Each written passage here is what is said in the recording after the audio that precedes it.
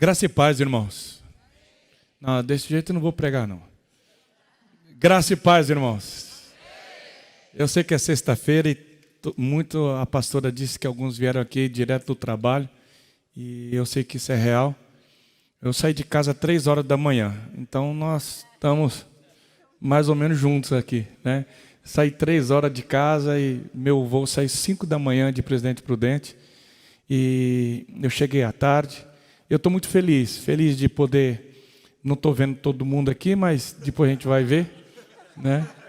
A gente não consigo mirar todo mundo.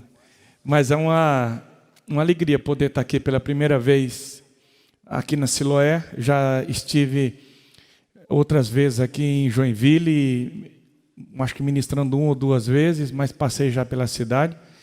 E prazer conhecer o Elias pessoalmente, já conhecia de ouvir falar e de ler, de assistir. Bom também conhecer pessoalmente Cezinha, né? A gente já pregou em congresso junto, mas nunca se encontrou. Então, eu acho que Deus está promovendo. Que geralmente, quando é congresso de 3 dias, a gente prega e vai embora, né? E dessa vez o Evaldo pegou todo mundo aqui, né? Foi uma detenção aqui de 3 dias, né? E o Evaldo me convidou faz tempo. Quando começou a pandemia, eu estava ministrando aqui, em março, na EJAD. E, inclusive, a conferência do MDA Sul acabou cortando no meio. Eu preguei e aí interromperam. Ainda bem que eu preguei, né? Você não. E era você depois, né? Pelo menos a oferta eu recebi. Você não recebeu, né? E aí, quando começou a pandemia, encerrou, e naquela ocasião, conversei com o Evaldo e nós marcamos de estar aqui. Bom demais conhecer sua esposa, conhecer essa igreja. O Evaldo é que nem pipoca, a gente se não gosta, se for muito ruim mesmo, né? Porque tem gente que é fácil de gostar, irmão. Tem gente que a gente só vai gostar na eternidade, porque Deus, novos céus e nova terra. Aí Deus já transformou o cara e a gente vai ter que viver o resto da vida. Mas tem gente que é fácil de gostar, né? Tem gente que logo de céu olha assim, pô, esse cara é gente boa. Evaldo é desses assim. Tem outros que a gente ora mais, a gente vai aprendendo com o tempo. Fala, não, eu aprendi a amar esse cara. Mas o Evaldo não, ele é gostoso, né? Ele é, cara, ele é macio assim, né? Ele chega, não é? A senhora concorda comigo? Né?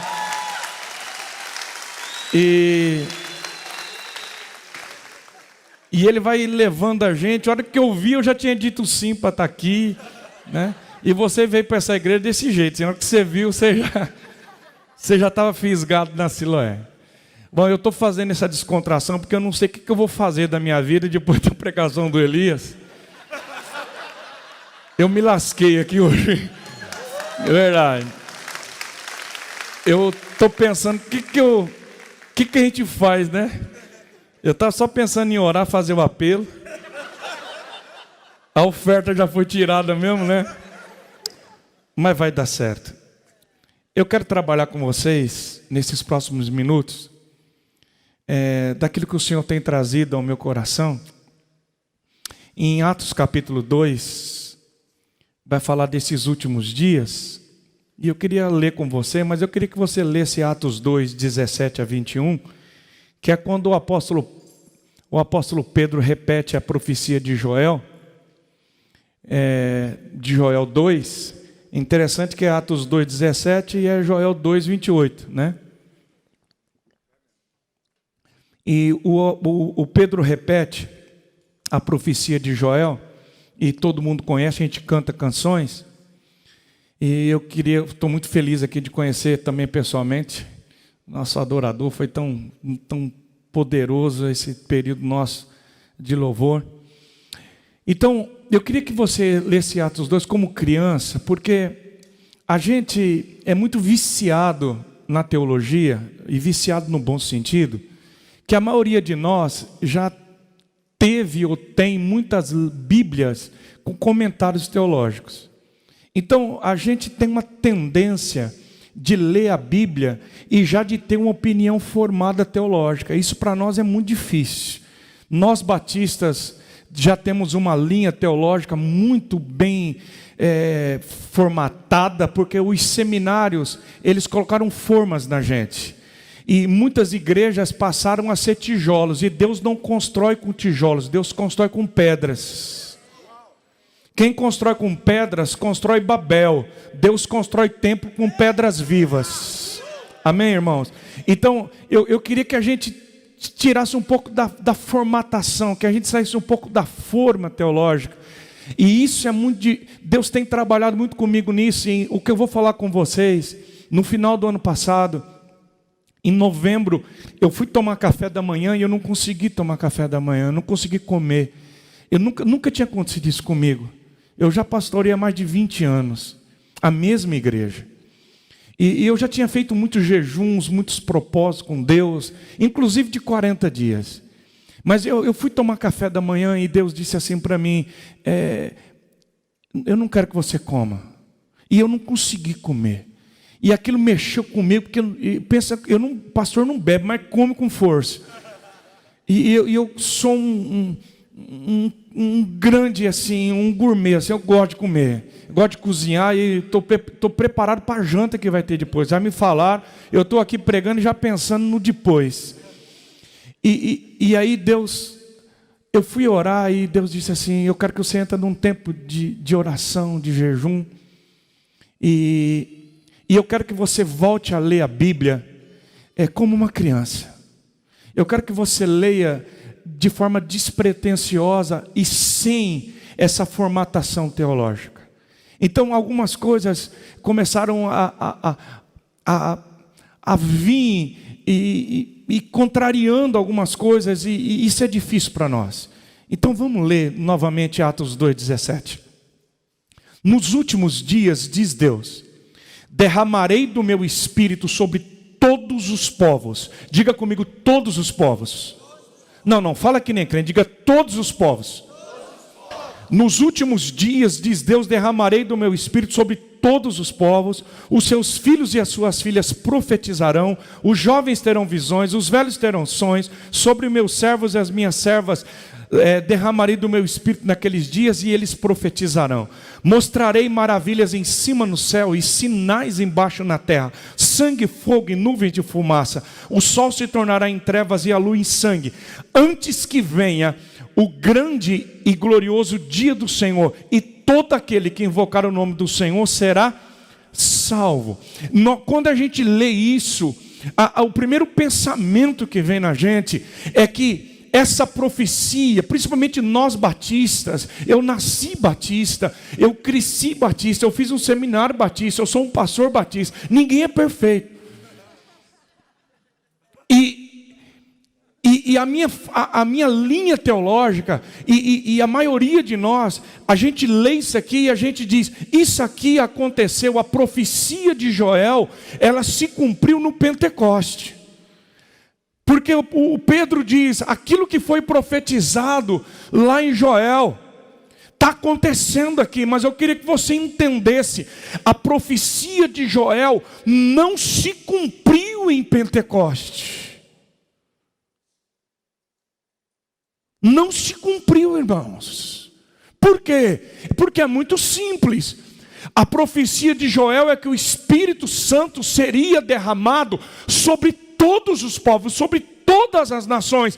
E aqui no Pentecoste, o derramado do Espírito Santo foram sobre 120 irmãos, e todos eles eram judeus.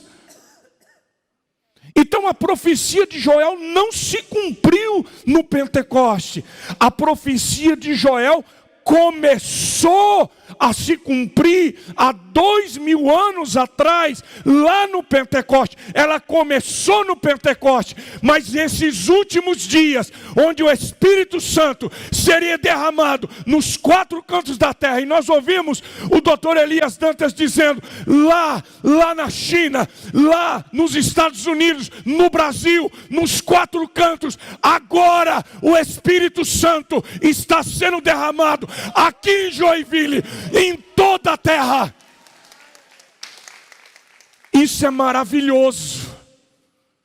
Nós precisamos entender que essa profecia de Joel começou em Pentecoste, mas esses últimos dias, esse derramar sobre todas as nações da terra, está acontecendo agora nos nossos dias. Nós estamos vivendo esse derramar. Esses últimos dias de Joel estão se cumprindo nas nossas vidas. E nós precisamos, o sábio, ele discerne o tempo e o modo. E nós precisamos entender que esse derramar do Espírito Santo, essa última unção, porque o nosso tema é marcados, essa última unção, que vai marcar a geração, que vai marcar a igreja, que vai preparar a vinda do Messias. Esse último derramado do Espírito Santo, essa última unção, a marca dela é que ela é uma unção de profecia. Ela é uma unção profética. Se nós fizermos uma leitura, que unção Deus está derramando sobre a terra? É uma unção de profecia. Como é que o senhor sabe, pastor? Porque Joel diz, nos últimos dias, diz Deus, derramarei do meu espírito sobre todas as nações, vossos filhos e vossas filhas profetizarão. Os velhos terão visões, e os velhos terão sonhos, os jovens terão visão. É profecia. Até sobre os meus servos e minhas servas daquele dia derramarei do meu espírito e eles profetizarão. Que unção Deus está derramando sobre a igreja que precede o grande e glorioso dia do Senhor. É uma unção profética, é uma unção de profecia. E sabe, irmãos, eu fico chapado, eu fico doido quando eu penso nisso. Sabe por quê? Porque como eu nasci numa igreja tradicional. Eu não sei se alguém aqui já foi de uma igreja tradicional. Mas é muito legal a gente lembrar disso. Porque numa igreja tradicional, há 30 anos atrás, há 20 anos atrás, nós não vimos esse negócio, os nossos filhos e as nossas filhas profetizando. Meu irmão, como que era a igreja há 20 anos atrás? Eu vou falar da minha. Era geralmente, desculpa o termo, mas era um cabeça branca ou uma cabeça branca. O regente do coral era um velho ou uma velha. Não tinha filhos e filhas profetizando. Quem que trabalhava na igreja? Os anciãos. Quem que eram os diáconos da igreja? Os velhos. Quem que eram os porteiros da igreja? Era 2 delegados federal que as crianças tinham medo deles. Irmão, porteiro de igreja, eu lembro que tinha um velho que ele levava um porrete assim na porta da igreja. Verdade? A gente era criança, a gente passava assim, ó. Porque quem dirigia, quem comandava, irmãos, eu não estou criticando, estou fazendo uma leitura. Escuta bem, quando eu comecei a pastorear em Junquerópolis, há 21 anos atrás, eu comecei a pastorear essa igreja, primeira igreja batista. A nossa igreja tem mais de 70 anos. Ela tinha passado por 2 divisões antes de eu chegar. E eu estava falando para o Elias Dantas, quando a gente sai do seminário, irmãos, ninguém conhece a gente só pega refúgio. Igreja que ninguém quer. Porque os bons, todo mundo quer. Mas seminarista, o cara sai do seminário, ele fica pensando assim, quem que vai me querer? E aí essa igreja de Junquerópolis, não tinha umas 20 e poucas pessoas, tinha tido 2 divisões, montada a segunda igreja batista, o grupo de louvor saiu, e mais a moçada, e montou uma comunidade chamada Comunidade Vida. E quem que ficou na igreja? Só os anciãos, porque os velhos não saem. O velho fala, eu nasci aqui, eu vou morrer aqui. É assim, são os alicerces da glória a Deus por eles. Porque se não fosse eles, eu não tinha nem igreja para pastorear. Foi minha sorte. E eu tinha 26 anos, solteiro. E eles me chamaram para pastorear, porque eles queriam Eles queriam que os filhos voltassem, que os netos voltassem, eles queriam que a igreja crescesse. É a primeira igreja batista. Aí, meu irmão, você imagina, você chega numa igreja dessa, não podia mandar o pessoal cantar de pé, porque o pessoal tinha reumatismo, cara. Só tinha se levantar a mão, acabou, ninguém levantar a mão. E você imagina eu, com 26 anos, eu gostava de tocar, de cantar, e hoje eu estou calmo, irmãos. Mas eu era, há 20 anos atrás, cara, eu voava.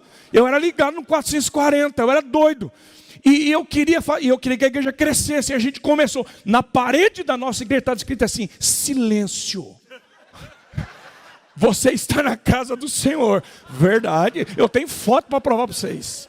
Silêncio. Como é que numa igreja está escrito silêncio? E o pessoal queria crescer, brother. E o cara que regia os hinos, cantor cristão, sei de trás para frente. Você fala um número, eu canto para você. Eu nasci e cresci cantando cantor cristão. E para tirar o cantor cristão, o que eu estou querendo, estou contando tudo isso para vocês, porque assim, o avivamento chega, a moçada chega, os filhos chegam, os netos chegam, e dá uma crise isso. Porque os caras querem bateria, o velho odeia bateria. Os caras não querem barulho. E a moçada quer dançar, o cara dançou capoeira, que isso aqui é quase uma heresia, cara. Porque para colocar bateria na nossa igreja, foi para a assembleia, os caras falavam que era coisa de macumba. Fica sobre a mesa, é a assembleia, é a diretoria, eu lutando. E a moçada veio, os jovens vieram, e começou a cantar, a igreja começou a encher. E onde tem filhos, tem bagunça. Onde tem criança, tem caca. Onde tem, sabe, casa de vô que neto bagunça? Porque vô é cavalo bravo que filho doma para neto andar montado.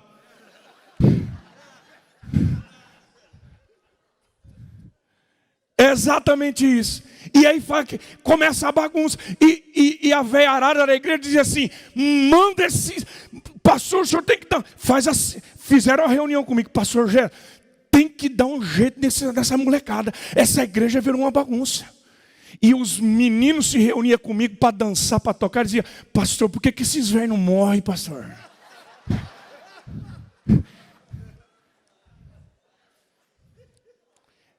E eu no meio dessa faixa de Gaza, cara, enfrentando isso. Agora veja bem, quando veio esse avivamento, glória a Deus, deu tudo certo, nós crescemos, avançamos.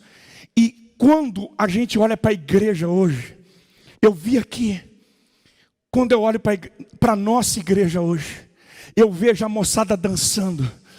O pessoal do louvor, hoje a gente não tem mais esse louvor do cara regendo. Hoje a gente diz, o louvor vai profetizar. Os nossos filhos e as nossas filhas estão profetizando.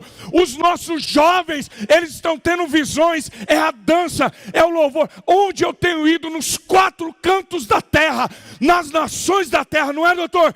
Os nossos filhos e as nossas filhas, os nossos jovens, eles estão cheios do Espírito Santo, porque os nossos filhos estão tomados por esse avivamento. Diga aleluia.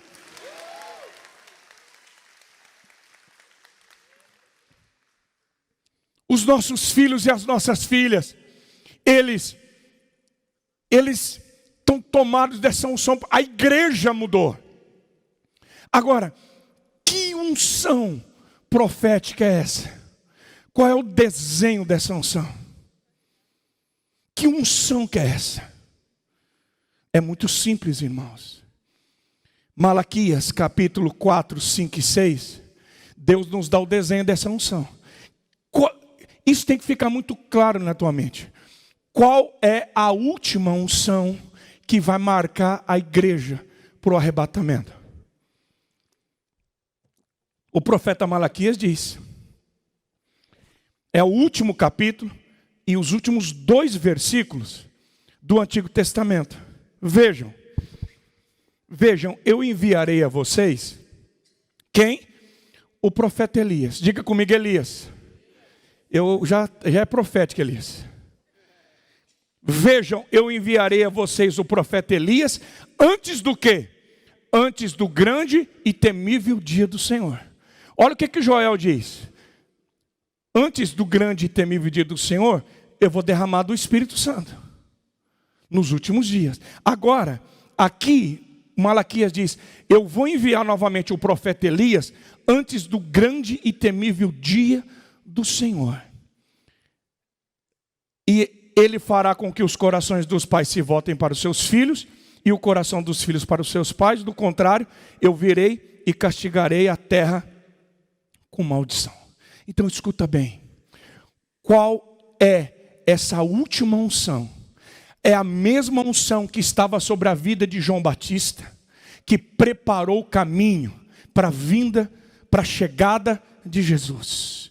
Ele diz, eu sou apenas uma seta, eu estou apenas preparando o caminho do Senhor. A igreja que está preparando o caminho para a volta do Messias, antes do grande e temível dia do Senhor. O que é o grande e temível dia do Senhor? É a volta do Senhor Jesus, é o grande ajuste de contas, é a volta do Senhor Jesus. Antes desse grande, poderoso e tremendo dia, Deus diz, eu vou enviar novamente Elias, ou seja, eu vou enviar a unção de Elias. Qual é a unção que vai marcar, que está marcando a nossa geração? É a unção de Elias. Deixa eu dizer algo para vocês. A gente que trabalha com visão celular, a gente enaltece muito Elias e mete o pau no Eliseu. Eu já preguei, e a maioria dos pastores aqui já pregaram, que Elias é o nosso exemplo de um líder bem-sucedido. Porque o Elias deixou um sucessor. Mas o Eliseu, ele levou a unção para a sepultura. Ele não profetizou a unção sobre nenhum discípulo. Então, a nossa mensagem é que Elias é um sucesso e que Eliseu fracassou como discipulador. Irmãos, eu fiz minha lição de casa, eu sou um bom batista. E se eu estudei bastante, e nós não temos nenhuma base bíblica para desclassificar Eliseu como discipulador. Porque Eliseu não ficou traumatizado com a traição do Geazi. Por quê, pastor? Porque ele não ficou sem discípulo. Olha a sequência da história. Quando os arameus, quando os sírios cercam a cidade, ele não está sozinho, ele tem um servo. Deus, abre os olhos do moço, abre os olhos do meu servo para que ele veja. Quando os discípulos do Jordão, eu estou falando tudo pós-Geazi, quando os discípulos do Jordão querem construir um lugar maior, eles chegam para Eliseu, Senhor, nós queremos construir um lugar maior.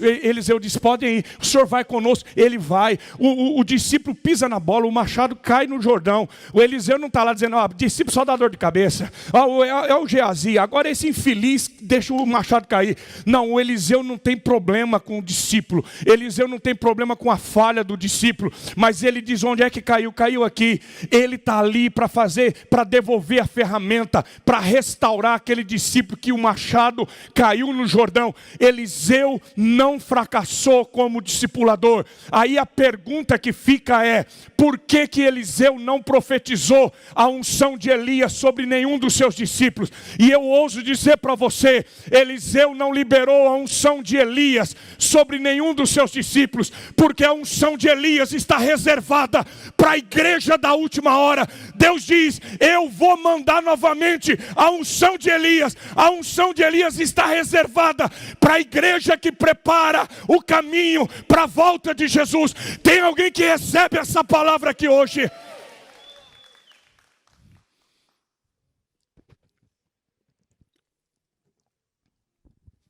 E essa unção profética, ela tem uma finalidade só. Uma finalidade só. Não tem duas, uma só. A finalidade do profético é gerar uma paternidade. E por favor, quando eu falo de paternidade, não coloca na sua cabeça apenas a figura de um pai. Quando eu falo de paternidade, pensa num cuidado, pensa numa família. Porque tudo que Deus gerou e tudo que Deus quis fazer na terra, Ele fez através de família. Quando Ele quer gerar a sua imagem e a semelhança, um homem e uma mulher. Quando Ele quer formar uma nação, é Abraão e Sara. Tudo que Deus criou é família. Deus pensou em você e em mim. Deus pensou em igreja. E Ele pensou numa família. É por isso que nós trabalhamos com células. É por isso que nós trabalhamos com pequenos grupos. E aqui, o propósito que vai marcar essa última geração é uma marca de conversão. Porque se o profético não produzir conversão, ele não cumpriu o propósito. A finalidade do profético é gerar uma paternidade, senão não cumpre a finalidade. Olha, irmãos, o texto é claro. Eu vou enviar novamente o profeta Elias. Eu vou enviar uma unção. Eu vou derramar unção profética. A mesma unção que estava sobre Elias. E essa unção vai fazer o coração dos pais se voltarem para os filhos. E o coração dos filhos se voltarem, se converterem aos pais. Se isso não acontecer, se o profético não gerar essa conversão, vai haver maldição. E aqui que eu quero chamar a tua atenção, porque eu disse que há 20 anos atrás começou um mover no meio das igrejas batistas, começou na minha região um avivamento na nossa igreja, isso foi se espalhando, e aí você ouve Igreja Batista Lagoinha e em outros arraiais, o Brasil, os nossos filhos e as nossas filhas profetizando, veio às comunidades, a adoração do Brasil mudou, não só no Brasil, mas no mundo. Eu tive 2 vezes no Japão, na Coreia do Sul, eu nos Estados Unidos, na Europa, e onde você vai, você sabe, a adoração mudou, os nossos filhos estão profetizando. Nós tivemos aqui no Brasil estádios lotados, milhares e milhares de pessoas, eventos que vocês sabem do que eu estou dizendo, uma multidão de gente profetizando. As nossas igrejas, elas mudaram. Existe nos 4 cantos da terra um derramar. Deus está derramando do Espírito dele sobre toda a terra. Isso é inegável. Agora a pergunta que fica é: esse derramar, esse avivamento produziu conversão do coração dos pais aos filhos e dos filhos aos pais?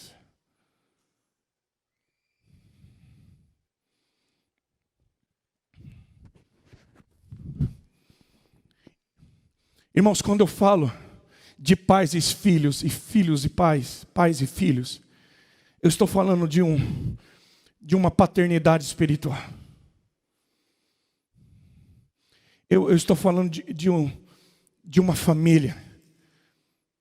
Eu tenho ministrado muito para pastores. Todos os meses nós reunimos para 3 dias de jejum lá no sítio onde eu moro. E a gente se reúne com quase 100 pastores todos os meses.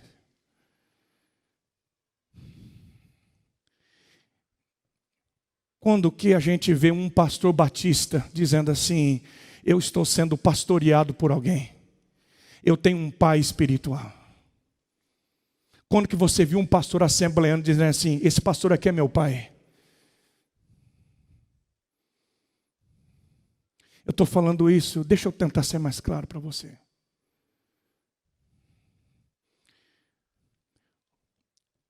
O profético aponta o destino, mas é a paternidade, é uma família, é uma igreja, é uma cobertura, é um pai, uma mãe que te leva para cumprir esse destino. Irmãos, ninguém consegue cumprir o destino profético sem uma paternidade, é impossível.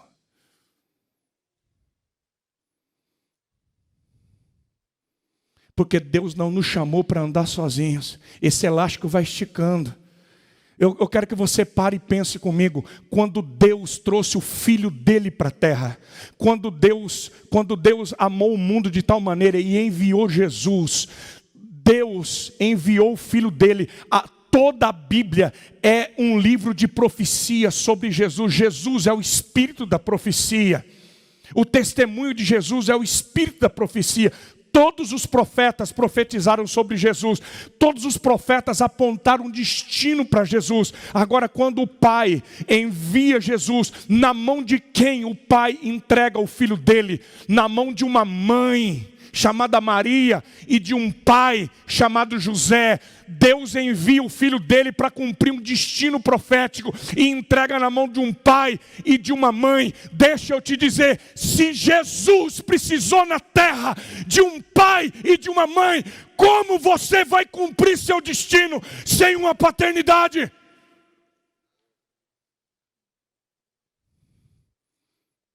E a gente escuta pessoas dizendo, eu só preciso de Deus. E eu tenho Deus, eu tenho tudo. Eu não preciso de homem aqui nessa terra. Pois é, Jesus precisou de um homem na terra para chamar de pai. Jesus precisou de uma mãe na terra. Será que você é melhor do que Jesus?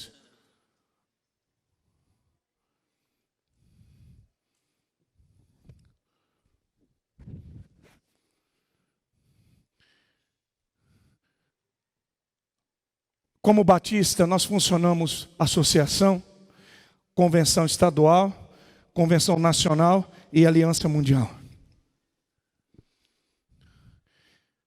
Eu não tenho muito tempo, então deixa eu ser ligeiro aqui. Esse negócio de paternidade para mim sempre foi uma coisa muito difícil. Meu pai foi embora de casa, eu tinha 8 anos de idade. Meu pai abandonou a mim, minhas 2 irmãs mais velhas que eu sou o caçula. Minha mãe é semi-analfabeta, ela trabalhava na roça. Eu nasci em Rondônia. Eu vim para o sul do Mato Grosso do Sul, para o sertão mato-grossense. Por isso que eu sou caipira, assim. Eu me criei no sul do Mato Grosso do Sul. Meu pai foi embora. Meu pai tinha fazenda, tinha posses. E ele vendeu tudo. E quando ele estava colocando as coisas na caminhonete, a minha mãe escondeu umas coisas, uns documentos. Ele botou uma faca na minha barriga, uma faca de cabo branco, madripelo. Eu tinha 8 para 9 anos. E ele, com aquela faca na minha barriga, ele estava endemoniado. E ele disse para minha mãe, ou você entrega tudo e assina tudo, eu vou matar esse desgraçado. E ele foi embora e deixou a gente sem nada. Eu não sei se alguém aqui já foi pobre, mas pobre com força. Se alguém sabe o que é ser... Porque na minha época, hoje pobre tem celular, pobre tem água encanada, pobre tem... Na minha época, pobre tomava tubaína uma vez por mês no sertão. E aquele que era pobre mesmo era uma vez por ano. Aí a gente fazia um furo de prego assim para não acabar rápido, para ficar mamando no bico. E eu fiz um juramento para minha mãe. Eu disse, mãe, um dia eu vou contar minha história para vocês. Eu disse, mãe, eu vou crescer, eu vou estudar, eu vou tirar a senhora da roça. Eu vou encontrar aquele desgraçado, eu vou matar ele. Minha mãe já era crente. Minha mãe disse não. Ela leu o Salmo 23 para nós. Senhor é meu pastor. Ela disse, o papai foi embora, mas o papai do céu não foi. Mas o que eu quero falar é de paternidade. Então eu cresci e eu tive que viver sem pai. Eu tinha que resolver minhas coisas. Eu tinha que cuidar da minha mãe, das minhas irmãs. Eu tinha que trabalhar e Deus me abençoou. Eu estudei, eu trabalhei. Com 14 anos eu comprei meu primeiro carro. Com 18 anos eu tinha uma casa e um carro. Eu tirei minha mãe da roça. Eu prosperei na vida. Eu fiz 3 faculdades. Eu era o cara. E aí eu me tornei pastor. Aí eu viro pastor. E as pessoas me chamavam de pai. Mas como que eu podia ser pai de alguém se eu nunca tinha sido filho de ninguém? Você já parou para pensar nisso? Como é que você quer cuidar de alguém se você não deixa ninguém cuidar de você? Eu vou desse elástico, vai esticando, a hora ele quebra. E eu aprendi a resolver as coisas na vida. E aquilo foi me pegando, e os anos foram passando, e eu disse, não, já resolvi muita coisa, já aguentei muita coisa, meu couro é grosso, eu só preciso de Deus, e eu vou resolver. Mas em 2012, o elástico quebrou, eu entrei numa depressão tão grande, eu pensava em morrer todo dia. A minha esposa dizia assim para mim, você precisa de um pai. Quando ela falava, você precisa de um pai, a maior desgraça da minha vida era esse nome. A mãe até que vinha bem.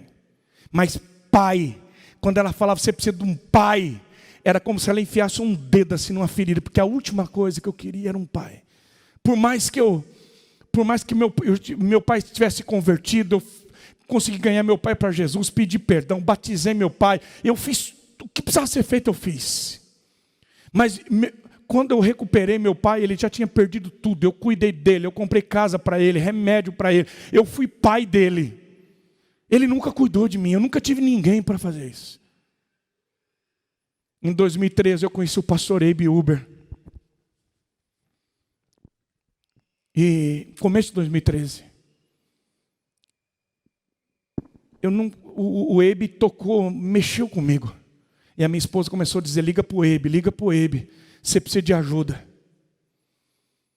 E quando eu não aguentei mais, eu pregava no domingo, chegava em casa, ligava o chuveiro e chorava debaixo do chuveiro para tentar enganar minha mulher. Mas mulher é um trem que a gente não engana, dá raiva delas.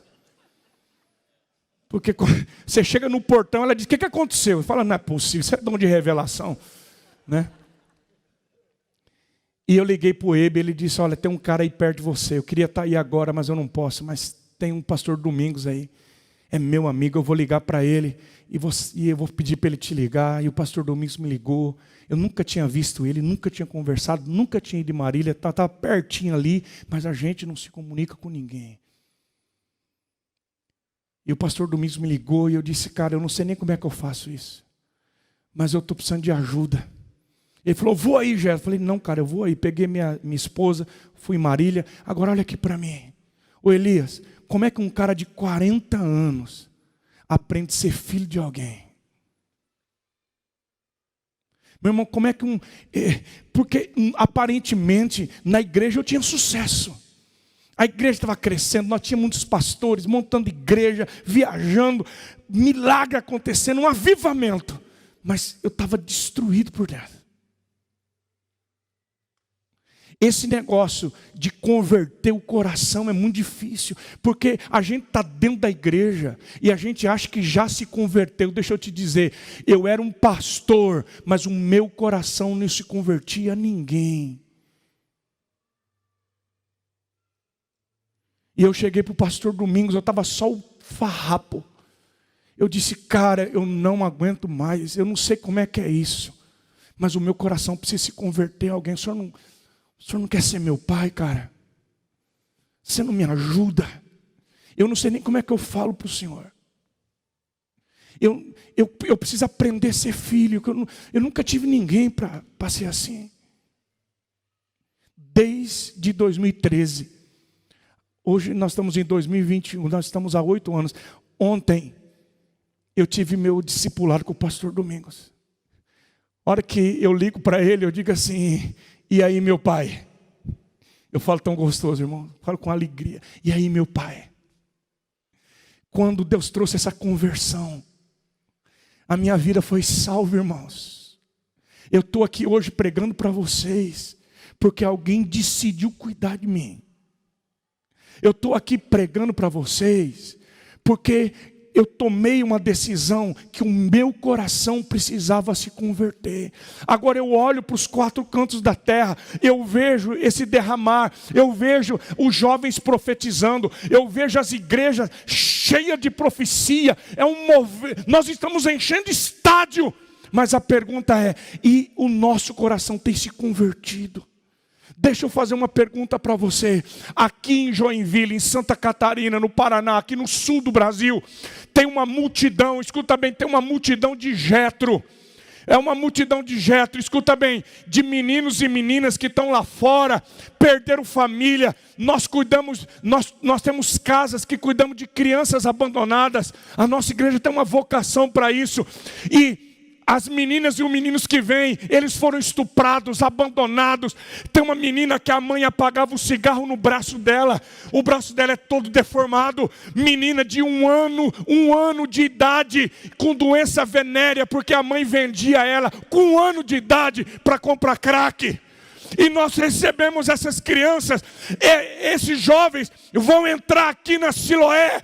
E a minha pergunta é, eles vão encontrar uma família aqui.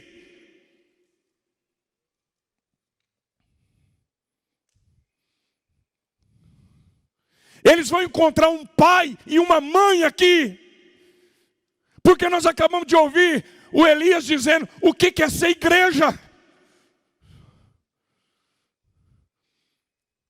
Irmãos, a resistência que as pessoas têm com pequenos grupos e com célula é absurdo.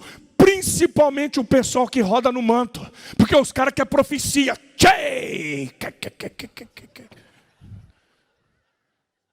Os caras adoram profecia. Assim diz o Senhor. Deus está me mostrando. Nós amamos o profético. Mas nós não queremos converter o nosso coração a ninguém.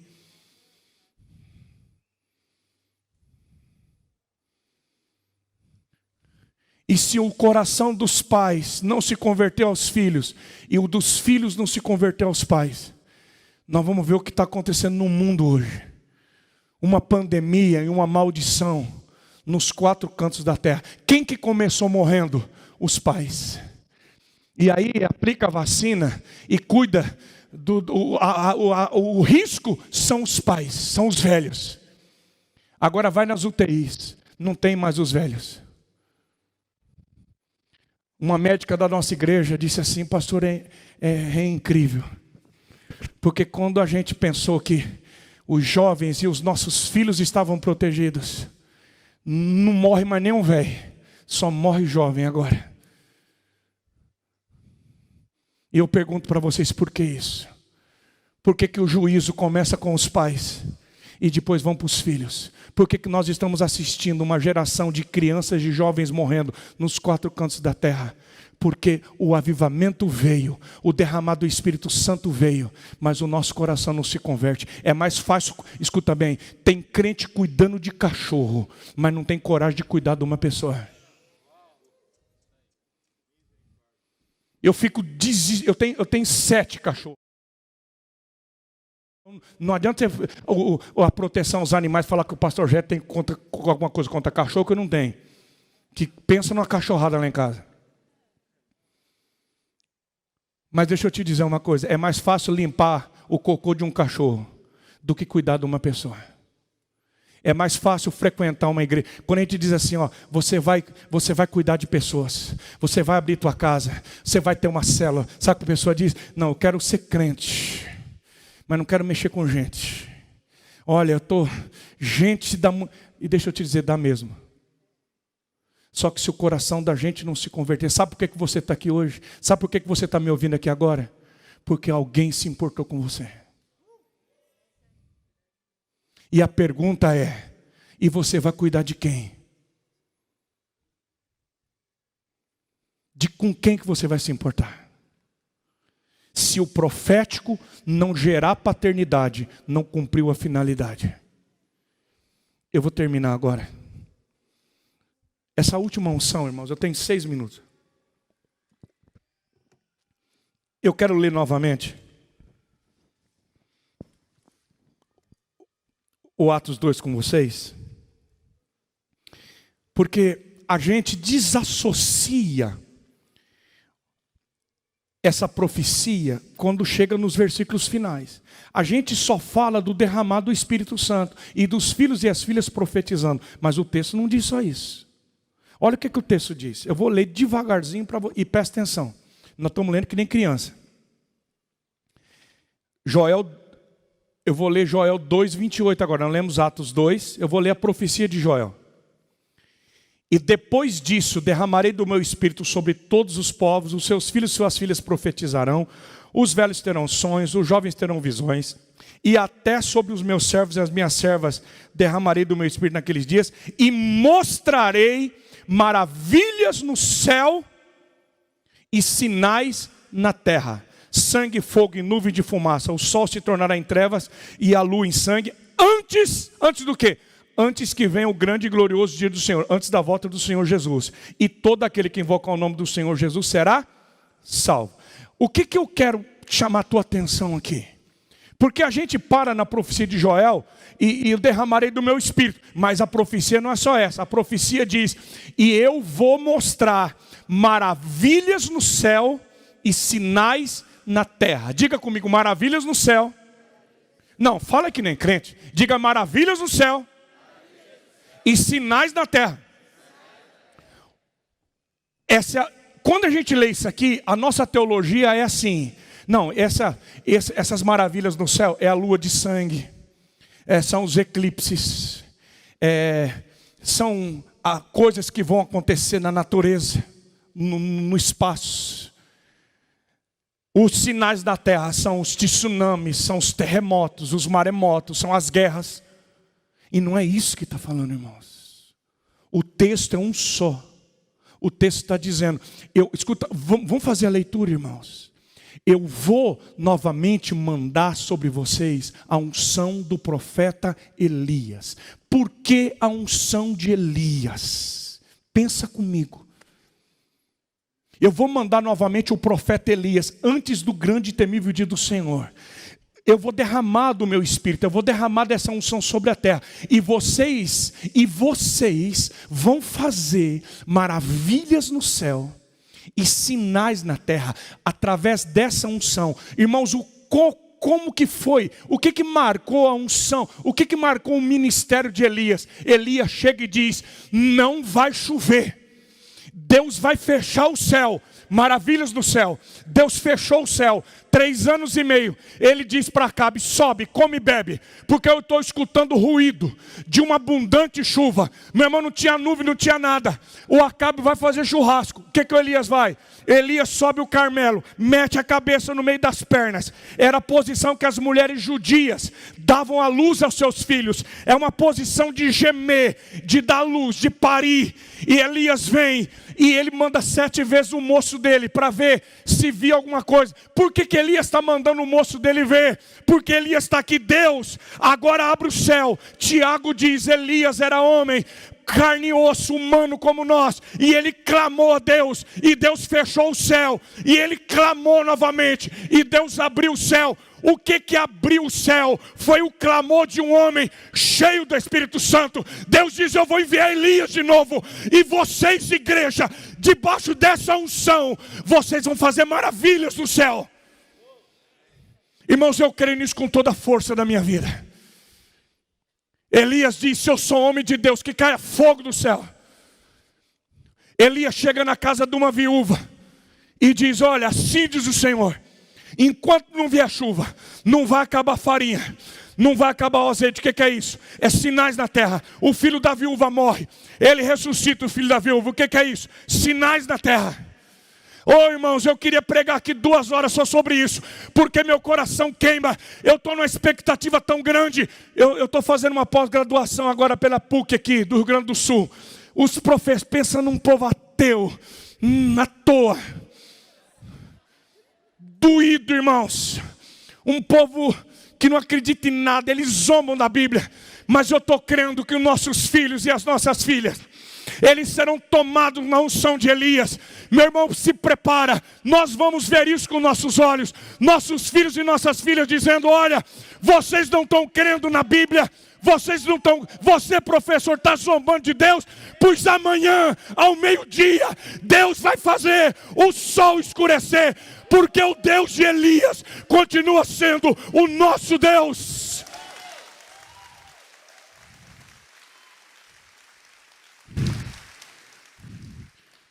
Eu estou crendo num avivamento no meio dessa pandemia, no meio dessa crise mundial, em que a igreja na terra vai se mover em sinais e maravilhas. Deixa eu te dizer, esses sinais e maravilhas vão ser promovidos por uma igreja cheia do Espírito Santo. Irmãos, Deus tem feito coisas tremendas nos 4 cantos da terra. Deus tem feito sinais, Deus tem feito coisas poderosas, porque um homem, uma mulher, um jovem, uma criança decidiu dizer: o Deus de Elias é o meu Deus. É a unção que estava sobre Elias, está sobre a minha vida. Deus precisa marcar a nossa vida com esse fogo de autoridade. Você precisa sair daqui marcado, dizendo, como Eliseu pega a capa de Elias, chega no Jordão e diz: onde está agora o Deus de Elias? Joinville precisa conhecer o Deus de Elias. Uma igreja cheia, uma igreja com autoridade. Uma igreja que vai profetizar, mas com o coração convertido. Convertido, irmãos. Fica de pé no seu lugar, por favor.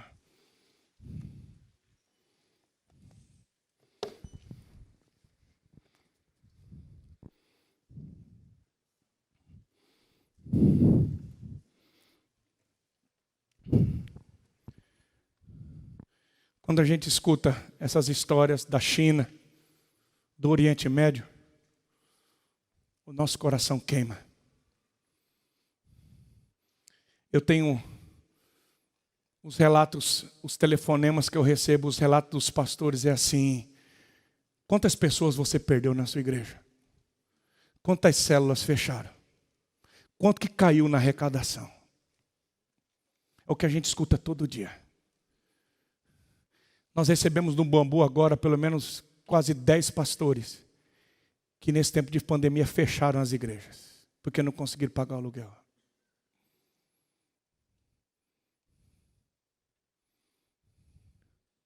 E eu sei que vocês escutam isso o tempo todo. E nós estamos aqui nessa conferência marcados. Porque o nosso coração não pode se contaminar e ser contagiado por esses relatórios negativos. Porque em Cristo Jesus nós somos mais do que vencedores. Eu não sei da onde a chuva virá, irmãos. Mas eu vejo uma pequena nuvem do tamanho da mão do homem. E ninguém detém esse derramar do Espírito Santo. Eu não sei você, mas eu quero fazer parte disso. Meu coração queima por isso, irmãos. Ah, irmãos, a volta do Senhor Jesus será precedida por uma igreja poderosa na terra. Uma igreja que não se dobra a Baal, que não senta na mesa de Jezabel. Uma igreja que tem a unção e a autoridade de Elias, mas que tem um coração de pai e de mãe. Deixa eu te fazer uma pergunta.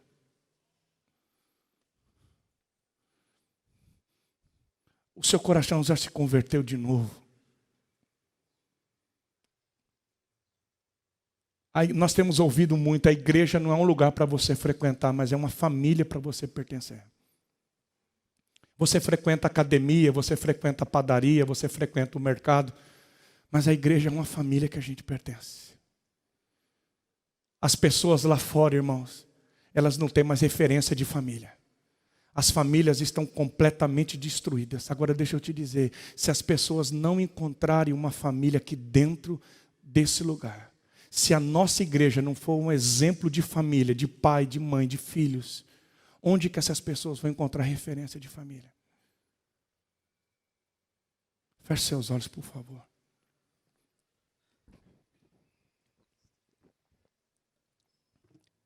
Senhor, nós queremos terminar essa primeira noite. Eu queria ter a voz de 1000 homens para gritar aqui nesse lugar, Deus. Deus, eu te agradeço tanto porque um dia o Senhor me deu o privilégio de ter alguém para cuidar de mim. Obrigado, Senhor, porque o teu Espírito Santo, mesmo em meio à dor, ao desespero, o Senhor converteu o meu coração. Senhor, eu sei que existem pessoas aqui nesse auditório que foram abandonados pelos pais, que foram traídos por líderes. Existem pessoas que se magoaram com pastores, com líderes de células, com discipuladores. Pessoas que foram manipuladas. Pessoas que foram roubadas, que foram machucadas, abandonadas, traídas. Senhor, às vezes nosso coração é tão machucado que a gente não acredita mais nas pessoas. Que a gente não quer mais ter nenhum tipo de relacionamento. A gente quer ser crente, nós queremos frequentar a igreja, mas nós não queremos nos relacionar com ninguém. Senhor, por favor, converte o nosso coração de novo. Você pode falar isso, minha filha? Você pode falar isso para Deus, meu filho? Você precisa de alguém e alguém precisa de você. Você só vai conseguir cuidar de alguém quando alguém cuidar de você. Isso não é retórica, isso não é uma estratégia, isso é um modelo de Deus. Jesus precisou de alguém para cuidar dele aqui nessa terra. Jesus precisou de uma mãe. Jesus foi um pai para aqueles discípulos. Nós precisamos seguir esse modelo. Senhor, por favor, converte-nos de novo. Não deixa nenhum pastor sair daqui, Senhor, sem o coração ser marcado. Nós queremos ser marcados, Senhor, por uma conversão verdadeira, Senhor. Senhor, no Brasil nós vemos tantos pastores se suicidando, Senhor. Ó Deus, igreja fechando as portas. Crentes desesperados porque não tem ninguém, Deus. Então nos ajuda, Senhor. Levanta a sua mão direita para o céu, sim. Levanta a sua mão direita. Pai, que essa noite ainda o Senhor nos visite em sonhos e visões. Que a unção de Elias venha, Deus. Senhor, nós sabemos que muito em breve a trombeta vai tocar. Nós somos uma geração que tem muita profecia, uma geração que está marcada, Senhor, para esse tempo, para essa geração. Então, por favor, Espírito Santo, aviva-nos de novo, faz o fogo queimar de novo, marca-nos com avivamento de sinais e maravilhas, Deus, para que esse mundo veja que o Deus de Elias continua sendo Deus. Em nome de Jesus. Amém e amém, Senhor. Deus abençoe.